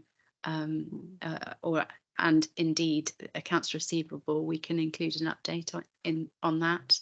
But it may take some time because of the need to get that buy-in from more organisations. I find it bizarre because the VAT, you know, affects large numbers of organisations. Yeah, in the UK, and you I would just think. don't understand why they're not. Anyway, so that it's for noting again. And agenda item 17 is the work plan. Thank you, Jeremy, for keeping us up to date with the work plan, and also for looking at the training that we've got planned. And there is training planned for next week, the 12th of June, on risk management. So we'll have more of an idea of what the new risk management framework is looking like on that presentation. So I'd sort of encourage members to try and attend that training, because I think it would be beneficial to everyone. Can I ask for confirmation what time that training is? 11 o'clock. And then we've got future training with corporate governance in the July, which I'm looking forward to, because Max Calla, is it? Calla, yeah, and Simon as well. So I think those two sessions will be very, very good for the committee members. And then obviously performance management, which follows. So I think our training programme for the year ahead looks really comprehensive, and I'm sure we'll all learn from what's there. So thank you for organising that, everyone concerned. Mike? I've sent my apologies, I think, already for the meeting on the 12th. I'm away on holiday. Okay. Okay, thank you, Mike. If I may, Madam Chairman, I was remiss at the start of the meeting. I should have declared an interest on agenda item 7 as being a governor of boys' schools, so my apologies for that. Okay, thank you, Councillor Paxton Hoodwin. And I think that concludes the meeting for today.